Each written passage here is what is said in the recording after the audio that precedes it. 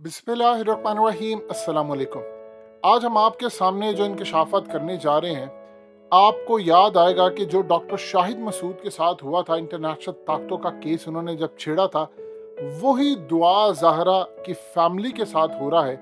ये केस जितना सादा आपको नज़र आ रहा था, ये उससे ज़्यादा अब ख़तरनाक हो चला है। हकीकत टीवी ने दुआ ज़हरा के वालिद का इंटरव्यू किया है। जो इंकशाफात उन्होंने किए हैं वो सुनने वाले हैं, क्योंकि वो मीडिया पर नहीं बताए जा रहे। जहीर नामी शख्स जिसके बारे में कहा गया वो माली है, अब वो कह रहा है मैं हफीज सेंटर लाहौर में काम करता हूँ। ये तमाम के तमाम जो मामला थे और बैक एंड पर कौन सी ताकतें हैं जो उनको तंग कर रही हैं और उनकी बेटी को वर्गला कर लेकर गई हैं, ये सारे इंकशाफात वो करने जा रहे हैं। इंटरव्यू स्टार्ट करने से पहले इस वीडियो की अहम डिस्कशन चलती रहेगी, लेकिन इससे पहले आप वीडियो को लाइक करें, हकीकत टीवी को सब्सक्राइब कर लें और बेल आइकन पर जरूर क्लिक करें। चंद चीजें आपको दिखा देते हैं। ये दुआ ज़हरा का पासपोर्ट है जो आपकी स्क्रीन पर चल रहा है। इसके मुताबिक उनकी जो एज है वो 14 साल है। अब आप सोचिए, या तो पासपोर्ट जारी करने वाले झूठे हैं, फिर इसी तरह उनका जो बर्थ सर्टिफिकेट है उसके मुताबिक भी वो 14 साल की हैं। ये आप देख लें कि उनकी फैमिली का निकाह नामा है, उनके वालिद और उनकी वालदा का, इसके मुताबिक आपको अंदाजा हो जाएगा। फिर ये तमाम डॉक्यूमेंट्स बता रहे हैं, इवन के आपकी स्क्रीन पर दुआ ज़हरा का कोरोना सर्टिफिकेट है, इस पर भी एज 2008 लिखी हुई है। इसका मतलब सारे इदारे झूठ बोले, सारे सर्टिफिकेट जारी करने वाले साथ मिले हुए थे। ये क्या इंकशाफात है, सीधा आपको लेकर चलते हैं दुआ ज़हरा के वालिद के पास और उनसे इंटरव्यू का आगाज करते हैं। एंड तक आपने इंटरव्यू देखना है, बड़े भयानक इंकशाफात होने वाले। तो चलिए इंटरव्यू शुरू करते हैं। काज़मी साहब, बहुत शुक्रिया हकीकत टीवी को वक्त देने के लिए। पूरा पाकिस्तान इस वक्त सख्ते में है दुआ ज़हरा के केस पर। आपने कहा कि एक गैंग इसको काबू कर चुका है। आप खुलकर बता सकते हैं कि कौन सा ऐसा ताकतवर गैंग है जो आपकी बेटी को अगवा करके बैठा हुआ है और उससे ये सब कुछ बुलवा रहा है? क्या इसके पीछे कोई इंटरनेशनल शैतानी ताकतों का हाथ है? अस्सलाम वालेकुम जी। मैं मेहदी अली काज़मी। बहुत शुक्रिया आपका, आपने मुझसे कांटेक्ट किया। सेकेंडली मैं आपके सवालों के जवाब देता हूँ। सबसे पहला जो आपने सवाल पूछा, देखें अगर आप केस को पहले दिन से स्टडी करें और जिस तरीके से अननेचुरल इंसिडेंट्स हुए, जैसे जब खुसूसन टीवी पे निकाहनामा शो हुआ, वो उस वक्त हुआ जब पूरे पाकिस्तान में शोर मचा हुआ था और ये लोग छुपे बैठे हुए थे। उसके बाद जिस तरीके के साथ हम कोर्ट्स के अंदर आए और जिस तरीके से कोर्ट्स के अंदर जो चीज़ें सामने आईं, ख़ुसूसन जस्टिस इकबाल कलोड़ो का जो बेंच था वो इसको ह्यूमन ट्रैफिकिंग के अंदर बाकायदा उन्होंने कई दफ़ा इसको बोला कि ये हम इस केस को ह्यूमन ट्रैफिकिंग में देख रहे हैं। उसके अलावा आईजी का तब्दील हो जाना, ये किसी भी छोटे केस में, किसी भी नामामूली केसेस में ऐसा देखने में नहीं आता। और मेरा ख्याल है कि पाकिस्तान की हिस्ट्री में पहली बार हुआ है कि कोई बच्चा या बच्ची, भले ही उन्होंने शादी की हो, उनकी सर्च के अंदर एक सूबे का आईजी चेंज हो गया। तो डेफिनेटली इसके अंदर जो इसके पीछे जो आमिल थे वो जस्टिस साहिब को नज़र आ रहे थे। इसीलिए उन्होंने एफआईए को ये अहकामात दिए थे कि तमाम मुल्क के बॉर्डर्स पर हाई अलर्ट किया जाए ताकि ये बच्ची जो है वो किसी भी तरह से मुल्क से बाहर स्मगल ना हो सके। बहुत अनफॉर्चुनेटली उसके बाद जो चीज़ें हुई, मैं उसकी तफसील में नहीं जाना चाह रहा क्योंकि बहुत दफ़ा मैं बता चुका हूँ। जिस तरीके से हम इसे फिर एक हाजिर सर्विस मिनिस्टर मैडम शहला रज़ा, देखें ये मेरी अकेले की आवाज़ नहीं थी, उन्होंने भी इस केस को ख़ुसूसन जब से निकाहनामा शो हुआ था, यानी 10वें दिन से वो मेरे साथ इन टच थी और पहले दिन से ही वो इसे मॉनिटर कर रही थी जब से ये केस मीडिया में आया।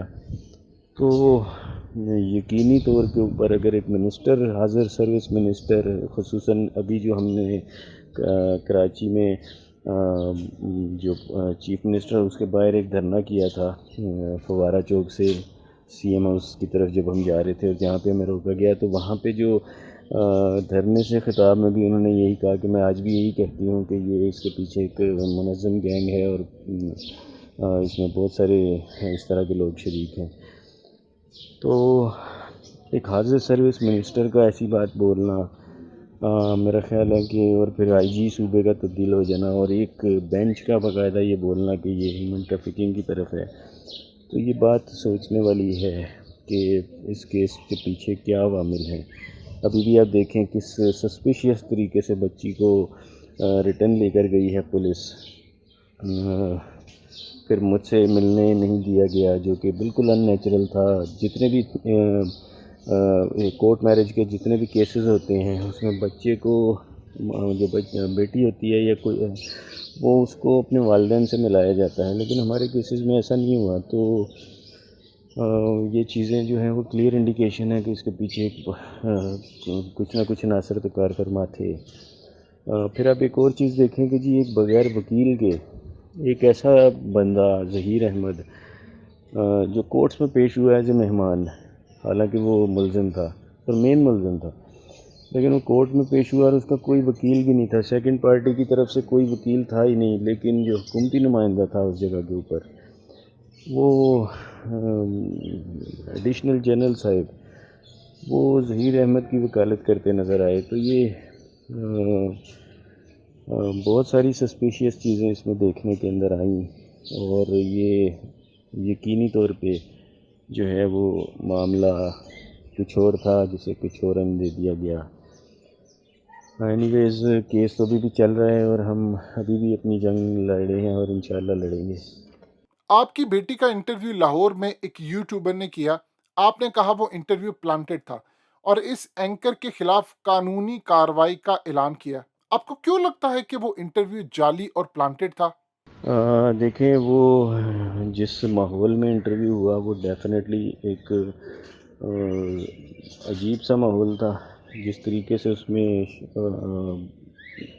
اسے میں تو اسے جیسے آپ نے پلانٹڈ انٹرویو کا ورڈ دیا، میں اسے 100% پلانٹڈ ہی کہوں گا۔ اس میں مخصوص سوالات پوچھے گئے جو آلریڈی بچی کو بتائے گئے تھے کہ یہ پوچھا جانے پہ یہ بتایا جانا ہے۔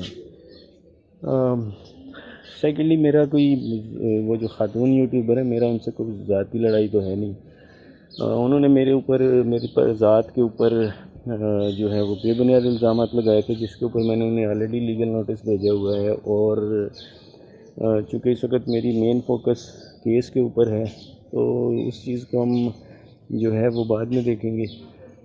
انٹرویو انہوں نے لیا، اس چیز سے میرا کوئی لینا دینا نہیں ہے، کوئی بھی جا کے انٹرویو لے سکتا ہے، بلکہ انہوں نے لیا۔ میں تو یہ کہوں گا کہ شاہد سپلین، مہرین سپلین، ماریا علی، بشرا شکیل اور دوسرے اینکرز کو بھی جا کے ان کا انٹرویو لینا چاہیے تاکہ پتہ چلے حقائق کیا ہیں۔ بالکل ایک سائڈ سے انٹرویو دلا دینا انہوں نے دیا، اس کے بعد انہوں نے دو بالکل ان نون یوٹیوبرز پکڑے اور ان سے انٹرویو دلا دیا، تو کویسچنز وہی ریز کیے گئے جو پہلے انٹرویو میں تھے، تو یہ شک کو تقویت دیتے ہیں۔ یقیناً وہ انٹرویو پلانٹڈ ہی تھا، اس میں تو کوئی شک کوئی دو رائے والی بات نہیں ہے، لیکن جو میں نے آپ کو بولا کہ وہ اگر انٹرویو ہی کروانا ہے تو وہ تو پھر کسی ایسے نیوٹرل بندے کا کروانا چاہیے جو نیوٹرل ہو۔ تو ایک بندہ جو شروع سے ایک سائڈ لیتا آ رہا ہے، آپ اسی کو وہی انٹرویو کر رہے ہیں، تو اس کے اوپر کون یقین کرے گا؟ دعا زہرا کے انٹرویو کے دوران جامع شیری کی بوتل اور شربت رکھا جاتا ہے اور دعا زہرا سے اس کے فیوریٹ ڈرنک کے بارے میں پوچھا جاتا ہے، اور اینکر اس کو اشارہ کر کے کہتی ہے کہ جامع شیری کی طرف کہ تم نے یہ کہنا ہے۔ کیا کبھی آپ نے کسی کیس میں ایسی چیزوں کو دیکھا ہے؟ آپ کس نگاہ سے اس انٹرویو کو دیکھتے ہیں؟ بالکل جی، دیکھیں اب مجھے نہیں پتا کہ یہ انہوں نے جامع شیری سے پروموشن لی ہے یا کیا مسئلہ تھا، یہ تو وہی بتا سکتے ہیں جنہوں نے کیا، لیکن اس میں جو انہوں نے چیز پروموٹ کی وہ اس سے بڑھ کر وہ معاشرے کا ایک ایسا پہلو انہوں نے پروموٹ کیا کہ بچیاں ایسی بھی کوئی بھی گھر سے بھاگ کر اگر جاتی ہیں، کیونکہ تصویر کا تو یہی رخ دکھایا گیا، تو ان کو ان کی کتنی قدر ہونی چاہیے اور کتنی زبردست انہوں نے کام کیا اور ان پر لوگ کتنا فخر محسوس کرتے ہیں۔ تو پھر میں تو یہی کہوں گا جی کہ پھر سب لوگ تیار ہو جائیں، اب آج میرے ساتھ ایسے ہوا تھا، کل خدا نہ خواستہ کسی اور کے ساتھ ہو سکتا ہے۔ اسی کے لیے میں نے آواز اٹھائی تھی، اسی کے لیے میں نے آواز اٹھائی ہے۔ یہ ایک انتہائی غلط میسج جو کریٹ کیا گیا، چاہے وہ کسی بھی اینڈ سے کیا گیا ہو، چاہے اس کے اندر عدالتی ڈیسیژن تھا یا ان لوگوں کا انٹرویوز لے کے انہیں پروموٹ کرنا ہے، تو یہ ڈیفینیٹلی جو ہے یہ اچھائی سے زیادہ میرا خیال ہے کہ معاشرے میں ایسی چیزوں کو پروموٹ کرے گا جو کہ جس کے اوپر تمام تمام فقہ کے جو فقہ کے علماء ہیں وہ یہ کہہ رہے ہیں کہ یہ نکاح تو ہوا ہی نہیں اور جائز ہی نہیں ہے۔ تو ایک چیز جو ہم اسلامی ملک میں بستے ہیں، ایک چیز جو جائز ہی نہیں ہے کسی بھی فرقہ کے مطابق اسلام کے، چاہے وہ اہل سنت ہو، اہل حدیث ہو، اہل تشیع ہو، میرے پاس تمام فقہ کے تمام فرقوں کے جو مفتی صاحبان ہیں اور علماء کرام ہیں ان کے فتوے پڑے ہیں کہ یہ نکاح نہیں ہے، تو پھر آپ کیسی پروموشن کر رہے ہیں؟ میرا خیال ہے کہ ہمیں خود سوچنا چاہیے۔ آپ نے جو ڈاکومنٹس دکھائے اور کلیم کیا کہ اس کے مطابق دعا زہرا 14 سال کی ہے، لیکن میڈیکل رپورٹ اس کو 17 اور دعا زہرا خود کو 18 سال کہتی ہے، اس ساری کہانی کے پیچھے اصل سچ کیا ہے؟ دیکھیں بھائی، بات سمپل سی ہے۔ میری شادی ہوئی تھی 2005 میں 7 مئی کو، اور ابھی 17 سال بنتے ہیں شادی کو، 17 سال 1 مہینہ۔ جب یہ انسیڈنٹ ہوا تھا اس وقت میری شادی کو 16 سال 11 مہینے بنتے تھے، اور آپ اسی دن سے اسی تاریخ سے دیکھیں گے، کیونکہ جس دن کوئی انسیڈنٹ ہوتا ہے اور کرائم ہوتا ہے یا کوئی واقعہ پیش آتا ہے، آپ اسی دن سے تاریخ کا اندازہ لگاتے ہیں۔ اگر یہ واقعہ یہ کیس لیٹ سے 10 سال چلتا رہے گا تو اب 10 سال بعد نہیں دیکھیں گے کہ بچی تو اب 26 27 25 سال کی ہو گئی ہے، آپ یہی دیکھیں گے کہ بچی ایگزیکٹ ڈیٹ پر کتنی ایج کی تھی۔ تو بچی کی ایج 13 سال 11 مہینے تھی۔ میرے پاس جو ڈاکومنٹس ہیں وہ ایویڈنس ہیں۔ سیکنڈ چیز، میں آپ سے سوال کرتا ہوں کہ آپ کو اپنی ایج کا کیسے پتہ ہے؟ یقیناً آپ کے والدین نے بتائی اور آپ کے پاس ڈاکومنٹیشن پروف ہے۔ اب اگر آپ یہ کہیں نہیں یار میرے ابا نے میری ایج غلط بتائی، میں تو 70 سال کا ہوں اور آپ کی ایج ہے 20 سال، تو کیا کوئی مانے گا اس چیز کو؟ اس کیس میں بھی ایسے ہی ہے۔ بچی جو ہے وہ میری جب کورٹ میں آئی تو سب لوگ کہہ رہے تھے یار یہ تو چھوٹی سی بچی ہے، اور صاف نظر آ رہا ہے کہ اس کی ایج وہی ہے جو آپ بتا رہے ہو۔ ایک ہوتا ہے ایویڈنس جو کہ آپ کے ڈاکومنٹیشن ایویڈنس ہوتا ہے، اس کے علاوہ میرے پاس وہ ڈاکٹرز حضرات جو کہ میرے فیملی ڈاکٹرز ہیں، کل ان کا بھی انٹرویو آیا اور انہوں نے بھی کہا کہ یار 2005 میں نے آپ کی شادی کا کارڈ میرے پاس آیا تھا، چونکہ وہ ہمارے بڑے قریبی فیملی ڈاکٹر ہیں تو انہیں ایچ اینڈ ایوری تھنگ انہیں پتہ ہے، اسپیشلی جو بچی، یہ میری بیٹی اور میری باقی بیٹیاں ہر مہینے ڈیڑھ بعد کوئی نہ کوئی آپ کو پتہ ہے بچہ بیمار رہتا ہے، اور خصوصاً کووڈ میں تو آپ بہت زیادہ وہ کرتے ہیں، کووڈ ٹائم میں تو انہیں پتہ ہے کہ یار میں کس طریقے سے بچوں کو لے کر آتا ہوں۔ تو وہ ان کا ایک انٹرویو تھا اور وہ حیران ہو رہے تھے کہ یار یہ کیا ڈاکومنٹیشن کو کیوں نہیں مانا گیا، اور پھر جب ٹیسٹ کیا گیا وہ ایک بغیر کوئی بورڈ بٹھائے وہ ٹیسٹ کر دیا گیا، ایک سنگل ایم ایل او نے کیا۔ تو یہ سب چیزیں جو تھیں وہ غلط تھیں، فیک تھیں۔ جو ٹیسٹ تھا ڈاکومنٹیشن پروف مانا جانا چاہیے تھا، انہوں نے نہیں مانا، لیکن نو ایشو، ہم میڈیکل بورڈ بنانے کی عدالت سے ریکویسٹ کریں گے کہ ایک میڈیکل بورڈ پراپر بنائیں، اور اس کے بعد بچی کی ایج سامنے آ جائے گی۔ دعا نے کہا گھر سے بغیر پیسوں، بغیر فون اور شناختی کارڈ کے نکلی۔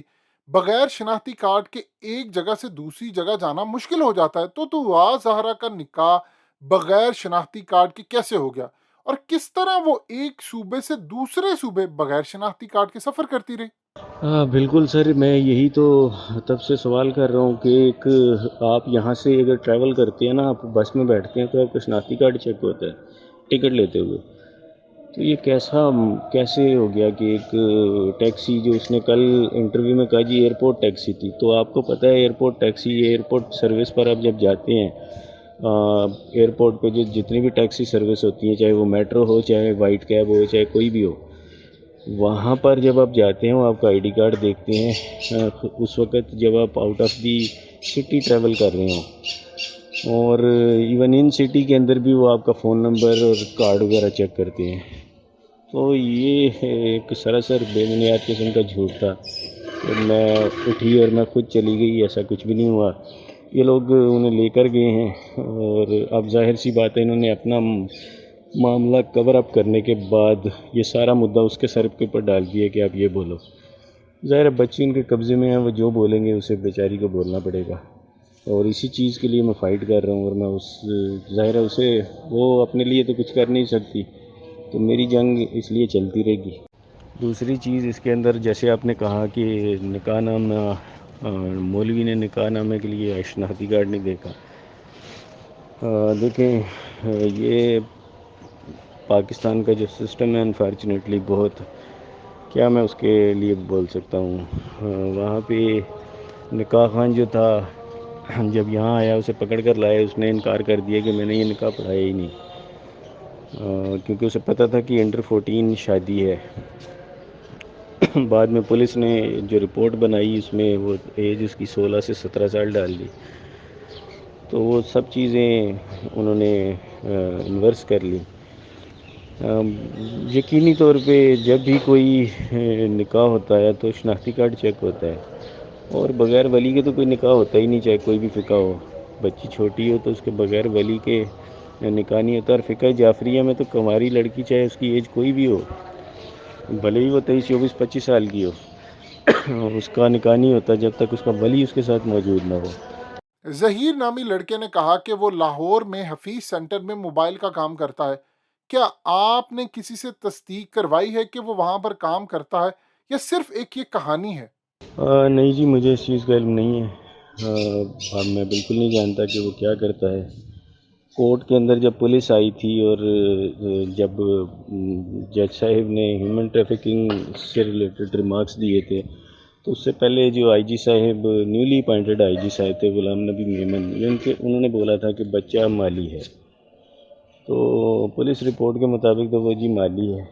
اب وہ پنجاب یونیورسٹی کو کور اپ کرنے کے لیے وہ کچھ اور بول رہے ہیں، تو اس میں میں کیا کہہ سکتا ہوں. صحیح، جو حفیظ سینٹر سے ریلیٹڈ اور موبائل بیچنے سے ریلیٹڈ ہے، یقیناً یہ کہانی ہی ہوگی، کیونکہ پہلے شروع سے کچھ اور بولا گیا اور اب کچھ اور بولا جا رہا ہے.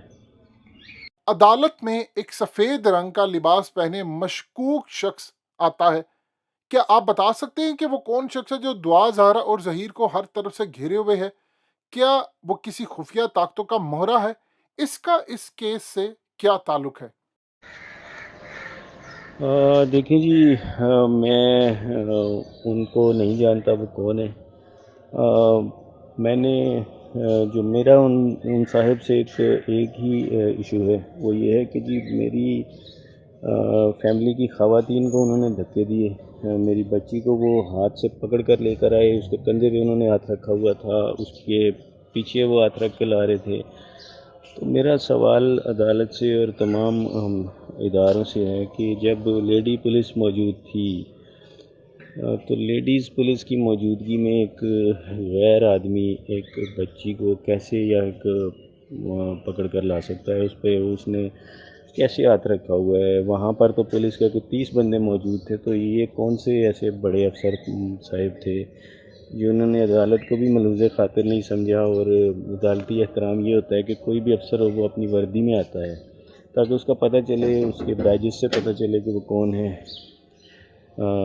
اس کا تو کوئی، ان کا تو کوئی پتہ ہی نہیں کون ہے، کیا کرتے ہیں.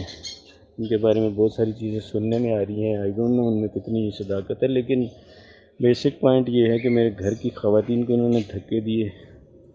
اس کا کلیئرلی ویڈیو ایویڈنس موجود ہے، اور ویڈیو ایویڈنس یہ بھی موجود ہے کہ میری بیٹی کو جس طریقے سے یہ پکڑ کر لے کر جا رہے تھے یا لا رہے تھے، یہ ان کو اس کا جواب یقیناً دینا پڑے گا، اور پوچھنا چاہیے ان سے کہ یہ کس طریقے سے ایسے کر سکتے ہیں، خصوصاً اس صورت میں جب کہ بچی کے گرد لیڈی پولیس موجود ہے.